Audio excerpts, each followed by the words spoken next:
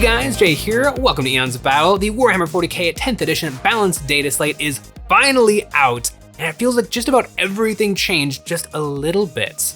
The game came out in June, and then there was pretty much a day one patch to fix the Death Watch for the Space Marines, and then there was a little bit of a patch pretty much like the week after that to fix indirect fire, where every single indirect fire unit in the game went up by about 10 to 20 points. And then it's pretty much been radio silence from Games Workshop on balance. I guess just kind of letting the game play out and seeing what ended up needing fixing, Eldar. But now we finally have the balanced data slate and we can see what changed. There were some big changes to the actual game itself. Some of them very obvious and some of them really surprising. The big one that just is super obvious, it always should have been this way, is devastating wounds no longer cause mortal wounds. This one was super obvious. It was just a crazy, weird, feels bad moment when your last cannon equivalent shot, like your one attack that has done tons of damage, would turn that damage into mortal wounds. And all of a sudden, your one las cannon shot would just wipe an entire squad of orcs off the board because that damage would change from damage into mortal wounds. And so all of a sudden, it's a pool of individual wounds instead of just one really good shot. So they finally fixed that. The really weird change is stratagems have kind of been changed forever. Heroes that hand out free stratagems or that make stratagems cost extra points are now super restricted. So whenever you're looking at your stratagems, there's always been these tiny little words underneath them, and the words were always meaningless until right now. And it's kind of weird. I wonder if going forward, we're gonna somehow see rules that target specific types of stratagems. But now, if you want to target a stratagem for 0 CP, or if you want to hand out extra free stratagems, you have a very tiny pool of stratagems to pick from. So as an example, if a Hive Tyrant wants to hand out free stratagems, and if he wants to hand out stratagems that have already been played this turn or phase, which he does have the ability to do in his just core datasheet, he can do so, but if he wants to do one that he wants to reuse, it has to be a battle tactics stratagem. And so that means that the only one that he can reuse is Adrenal Surge or Rapid Regeneration from the Tyranid Codex, or Go to Ground or Command Reroll from the actual core book. So only one of those four, and probably not Go to Ground, because Go to Ground isn't a very good stratagem. So he's kind of limited to just those stratagems from the Tyranid Codex. Super different. Basically, all big expensive heroes that have abilities to mess with stratagems are really nerfed. This is a huge change to, it's a pretty big change to Eldar, huge change to Genestealer Cult, and it just kind of makes a lot of units considerably worse. Like Swarm Lord, who also went up in points a lot. Swarm Lord's not looking too good. But those were the big changes that are going to affect every faction. Getting into the biggest winners and losers of the actual armies in the game. I am happy to say that Death Guard is a big winner. Death Guard were doing pretty bad, but I really love their change. Number one, Death Guard, some of the fluffiest abilities in 40k. I love really fluffy army rules. Previously, Death Guard pretty much just had objective secured, and they had an ability where they created bubbles of plague that caused -1 toughness to anything that got near them. So turn 1, it's a 3-inch bubble from every unit. Turn 2, it's a 6-inch bubble. Turn 3, it's a 9-inch bubble. Incredibly flavorful and fluffy. And the way that they've changed it is now they have an additional ability, an additional part of their attachment ability, which gives you one of 3 options to pick to add to your plague bubble. So your plague bubble still does -1 toughness, but now you can pick -1 to saving throws, -1 to attacks and shooting, or -1 to objective control for your opponent. So now that bubble, that aura around all of your Plague Marines is incredibly powerful. I mean, I'm just imagining Plague Marines walking up to Guardsmen, and all of a sudden they're attacking Guardsmen that are toughness 2 with a 6-up save. It's glorious. Oh, it's so much fun. I think the saving throw one is really good, but I could see the -1 to attacks and shooting being probably the better one mathematically in general. But just having your enemies melt as you advance towards them is an incredibly flavorful and fluffy rule, and I really like it.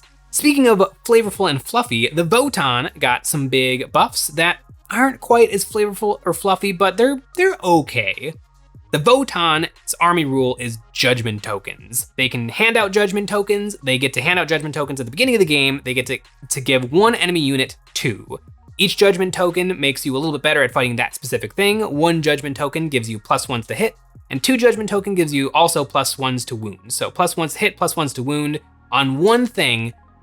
It's a good rule, but having to actually kill things in order to get that rule, or having to have things kill you in order to get that rule, is really punishing, because it means that the enemy is getting easier to fight as you are losing things in order to actually get those fights off. It was kind of punishing. It was just kind of bad. The way that they fixed it is at the start of the game, you pick 4 enemy units to each get 2 judgment tokens. Definitely a pretty huge buff. You're gonna start the game with more judgment tokens than you probably ever could get on your opponent before. So it's definitely gonna help out, but it kind of remains to be seen how much it actually helps them out in game. I don't know. And it doesn't feel that fluffy or flavorful. I get the fluffy and the flavor from, oh, if you kill me, now I really hate you and I want to kill that particular unit better. But just handing out a bunch at the start of the game, it's okay. One thing that would probably help them out a little bit more than that is just having massive points decreases for almost their entire army. It's pretty shocking. Death Guard also got huge points drops too. And speaking of points drops, Adeptus Mechanicus were in a rough spot because they're essentially a guardsman army that was pointed like Sisters of Battle. Their basic troops had 5-up saves and a 6-up invulnerable save. Not a great spot to be in if your stuff is really expensive in general. And so they were really kind of struggling with just not having nearly as much survivability as all other armies in the game. But luckily, they have recently gotten a change where their Skitarii, Rangers, and Vanguard now have 4-up saves and 5-up invulnerable saves. Like, just that alone makes them twice as good. And another thing to make them really good is Vanguards dropped by 20 points and Rangers dropped by 35 points. That right there is gonna save AdMech players probably like 100 to 200 points in list building. It is a massive drop. It's a massive buff for them. And it's a buff that they desperately, desperately needed.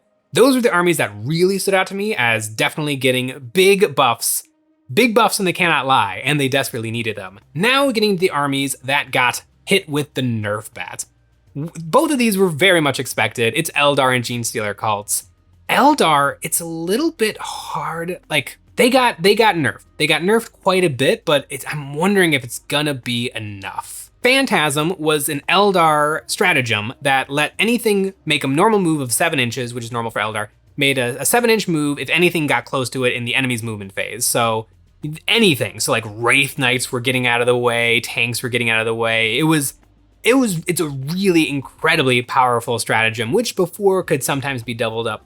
But now it is only infantry. Only infantry is definitely gonna help with some stuff, but overall, it does really effectively nerf that ability. The only other nerf they got was humongous points increases to all of the scariest stuff in the Eldar lists. Like the Void Reaver, Warwalkers, all that stuff for like maximized Eldar lists. Their list probably went up like 300 or 400 points. And that's an incredible amount of points. It probably does fix them, but Eldar were so busted that it's still a little worrying. Like, are they still gonna be really powerful with just these changes? And one thing that's a little sad for me is Dark Eldar also got hit with the nerf bat a little bit because you can soup in some Dark Eldar units into Eldar armies because that's fun for Games Workshop, I guess.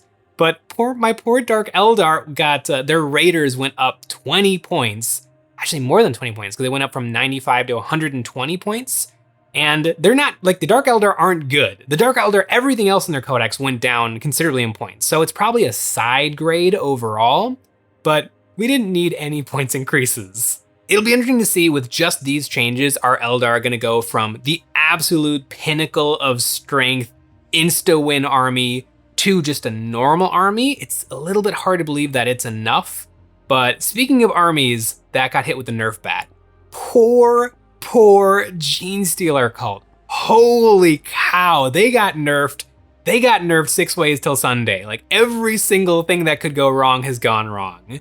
Number 1, the Genestealer cult core ability for their army is Cult Ambush. So anytime something dies that has the Cult Ambush ability, they can be set up in reserve. They have to make a roll for it, but it's a roll that just goes off. They have to roll a 4 on d6 plus 1, or d6 plus 3. So rolling a 4 on d6 plus 3 is a given. And it's d6 plus 3 if it's battle line, and if it's not battle line, then it makes it a harder roll so that it's harder to get things like aberrants back. But overall, you can rest assured that your army is going to be coming back to life constantly. Super amazing rule. It got nerfed hard.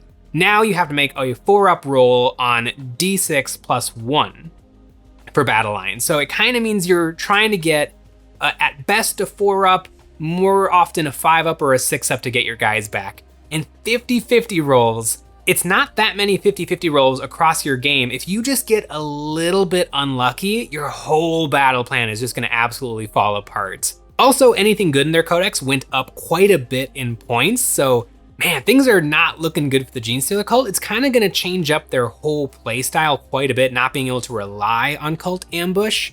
And they're not gonna be able to use as many of their really spicy stratagems because number one, the Nexus went up a ton in points, but also because of the previously mentioned, if you want to reuse the same stratagem in the same phase or in the same turn that you used it, you can only pick from a very select number of stratagems, and they're probably not gonna be the ones that you really, really wanna use. So I'm really excited to see, or I'm really interested to see what the Genestealer cult players are going to do moving forward because their army is different now. Those were all of the big changes I saw in the indexes, but once again, every single thing got tweaked just a little bit, but I have a couple of honorable mentions. Desolator Marines got capped at only 5 per squad, no longer being able to go to 10 and then get every single buff in the world to make their indirect fire much better. That is a change I like to see. The Exaction Squad, the little Arbites, went from a 35-point auto-include that it obviously never should have been, to a 10-man squad that costs 110 points, so now it is only something you would really want to take in kind of a fluffier game, which was clearly the intention all along. Also, the Necron Silent King went from 470 points to 420 points. Hashtag blaze it. And speaking of blazing, you know what's always blazing? That's right, our Patreon. Over there, we have a new STL train set every single month. This month, we have the Gothic Administratum, a grimdark cathedral dedicated to processing information. It can be assembled intact or destroyed. We also make extra episodes of Eons of Battle every single week where we take a look at our viewers' miniatures and give some ideas and critiques of how to improve their painting. And we have a tier you can get your name on one of my Black Templar Space Marines and you can join the crusade. I'm not sure exactly what I was expecting with the balanced data slate, but since nearly every single unit in the game got changed a little bit in points, and some things quite a bit in points, it almost feels like a new game. I'm really excited to give it a try. Thanks for watching.